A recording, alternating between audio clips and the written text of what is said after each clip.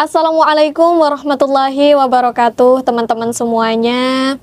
Selamat pagi dan selamat datang di Ma'had Lounge Podcast. Jadi podcast ini merupakan platform baru di mana kami sengaja hadirkan untuk berbagi informasi, inspirasi, dan wawasan untuk lebih mengenal dekat kehidupan Ma'had Al-Jami'ah UIN Sunan Ampel, Surabaya. Baik, saya Siti Ramlah. Pada podcast perdana, paling perdana nih ya. Nah, jadi di episode kali ini, kami ingin memperkenalkan podcast ini kepada teman-teman semuanya.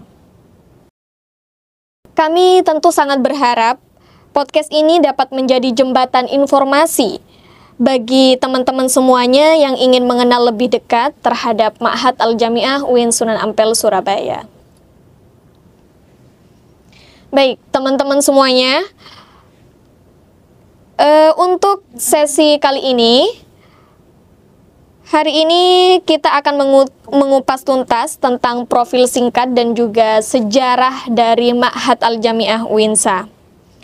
Nah, karena kita mau membahas hal itu, maka dari itu kita hadirkan sosok narasumber yang sangat spesial. Beliau merupakan sekretaris dari Pusat Ma'had Al-Jami'ah UINSA, yaitu Ustadz Dr. Wasid Mansur SSM Phil.I. Baik. Assalamualaikum Ustadz Wasid. Waalaikumsalam warahmatullahi wabarakatuh.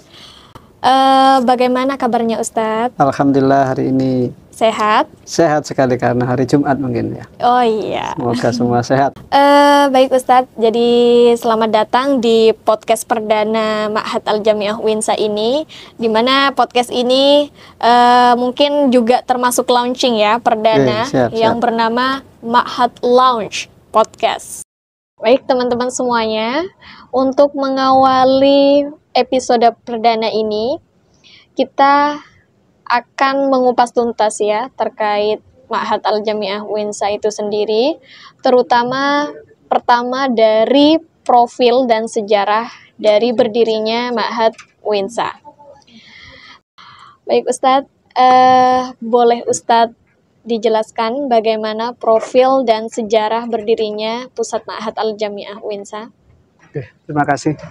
Yang saya ketahui Ma'had Al-Jami'ah ini Ma'had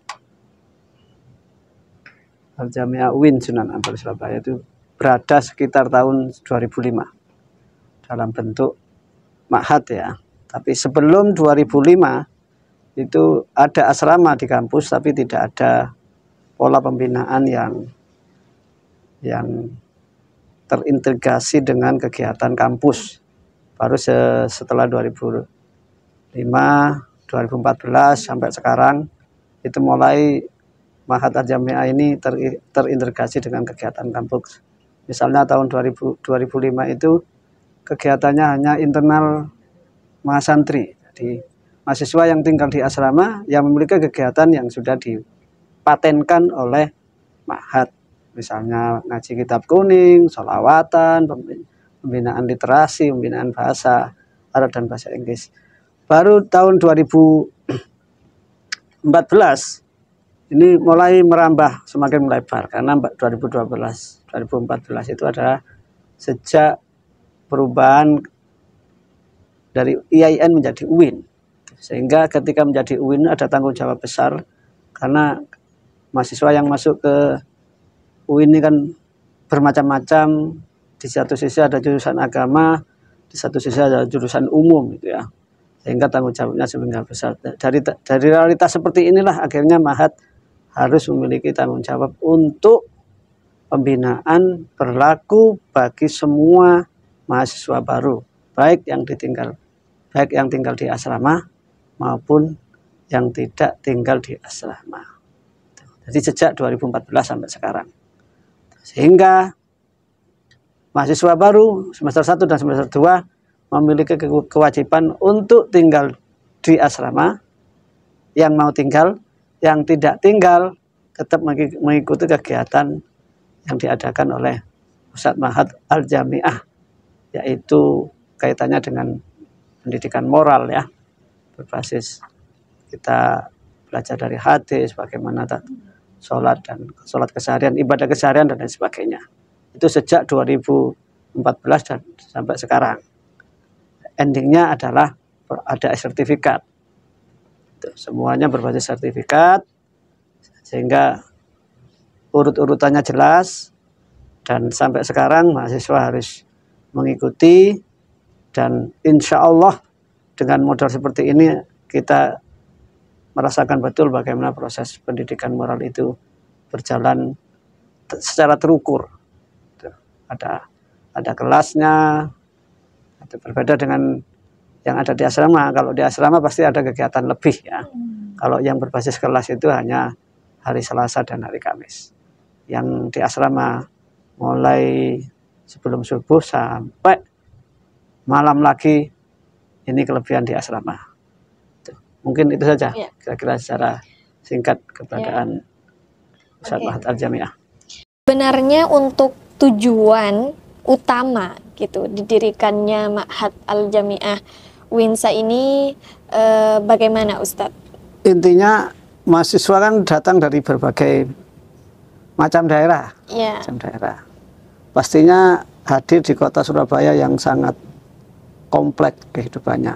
Kita tahu Surabaya ini kota metropolitan yang kedua setelah Jakarta, sehingga kehidupan itu sangat ramai. Itu hampir tidak ada yang sepi. Bagi mahasiswa kalau yang dari desa bisa mengalami apa yang disebut dengan shock culture ya, gampang meniru apa yang ada di Surabaya dan lain sebagainya. Makanya Ma'had itu hadir dalam rangka untuk menjawab proses itu. Karena kalau sudah shock culture itu biasanya moralitas terganggu. Mahasiswa baru yang sudah tercatat masuk atau ingin masuk ke UIN, jadikan Ma'had ini sebagai sarana untuk tempat tinggal yang bukan saja tempat tinggal ya, tapi tempat pembelajaran dan lain sebagainya. Karena yakinlah Ma'had itu fokus pada pembinaan moral, pembiasaan yang baik, karena 24 jam semua kegiatan diawasi oleh muwajjih ya, baik putra maupun putri.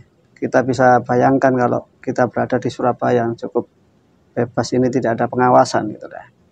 Makanya nanti selama 22 semester nanti ini menjadi bekal penting sebelum akhirnya mahasiswa juga harus keluar dari Ma'had itu. Jika memang Ma'had sudah tidak karena berlaku kan 2 semester ya. Itu. Kalau sudah 2 semester ya bergantian, sehingga itu kira-kira mari kita manfaatkan Pusat Ma'had Al-Jamiah dengan asramanya agar kita semua benar-benar menjadi mahasiswa UIN yang berintegritas ya, yang kuat intelektualnya sekaligus kuat moralitasnya. Kira-kira seperti itu harapannya.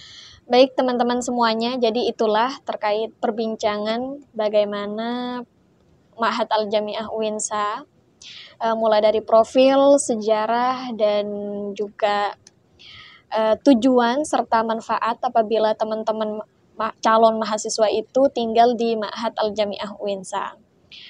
Jika teman-teman ingin mengetahui lebih lanjut terkait Ma'had Al-Jamiah Winsa, bisa kunjungi platform media sosial Ma'had Al-Jamiah di Instagram, terus juga bisa di TikTok untuk lebih mengetahui bagaimana Ma'had Al-Jamiah itu sendiri.